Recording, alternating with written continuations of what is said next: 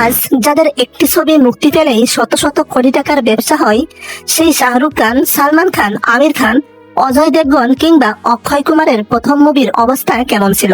প্রথম ছবিতেই কি সবাই সুপারহিট দিয়েছিলেন, নাকি কারো শুরু হয়েছিল ফ্লপ দিয়ে? আর এই 5 সুপারস্টারের মধ্যে কার ডেবিউ ছবি সবচেয়ে বেশি আয় করেছিল? আজকের এই ভিডিওতে আমরা এই 5 সুপারস্টারের প্রথম মুভির বাজেট কত ছিল এবং বক্স অফিস থেকে কত আয় করেছিল সেই বিষয়ে বিস্তারিত জানবো। প্রথমেই আসি আমির খানের ব্যাপারে। 1988 সালে কিয়ামত সে কিয়ামত তাক ছবির মাধ্যমে নায়ক হিসেবে বলিউডে অভিষেক হয় আমির খানের।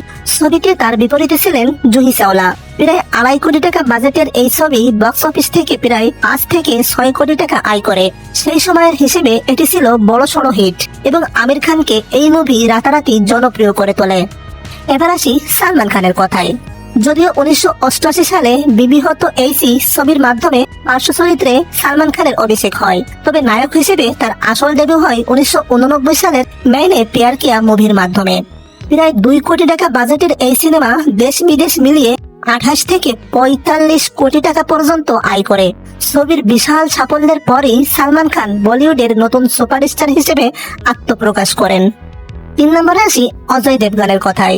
1991 সালে ফুল অর কাটে ছবির মাধ্যমে বলিউডে অভিষেক হয় অজয়ের।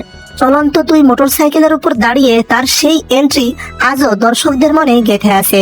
প্রায় 3 কোটি টাকা বাজেটের এই সিনেমা বক্স অফিস থেকে প্রায় 12 কোটি টাকার বেশি ব্যবসা করে এবং বছরের অন্যতম সফল ছবির তকমা পায়। অন্যদিকে একই বছরে অর্থাৎ 1991 সালে ডেবিউ করেন অক্ষয় কুমার। তার প্রথম ছবি সৌগন্ধ প্রায় 1.5 থেকে 2 কোটি টাকা বাজেটে নির্মিত হয়।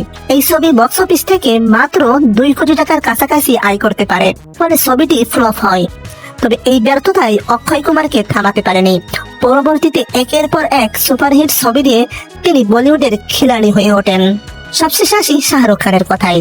1992 সালে দিওয়ানা ছবির মাধ্যমে বড় পর্দায় আত্মপ্রকাশ করেন কিং খান। প্রায় 3 কোটি টাকা বাজেটের এই সিনেমা ভারতে প্রায় 8 কোটি টাকার নেট কালেকশন করে। ছবিটি হিট হয় এবং এরপর শাহরুখকে আর কখনোই পিছনে ফিরে তাকাতে হয়নি। এই 5 সুপারস্টারের ডেবিউ ছবির হিসাব যদি দেখা যায়, সবচেয়ে বড় বক্স অফিস সাফল্য পেয়েছিল সালমান খানের मैंने प्यार किया। অন্যদিকে একমাত্র অক্ষয় কুমারের প্রথম ছবি বক্স অফিসে সফল হতে পারেনি। তবে সময়ই প্রমাণ করেছে একটি ছবি হিট বা ফ্লপ হওয়া কোন অভিনেতার পুরো ক্যারিয়ার নির্ধারণ করে না। আপনাদের মতে এই 5 তারকার মধ্যে সবচেয়ে সেরা অভিনেতাকে, আর তাদের ডেবিউ ছবির মধ্যে কোনটি আপনার সবচেয়ে প্রিয়? কমেন্টে অবশ্যই জানাবেন। ভিডিওটি ভালো লাগলে লাইক, কমেন্ট, শেয়ার করে চ্যানেলটি সাবস্ক্রাইব করতে একদমই ভুলবেন না।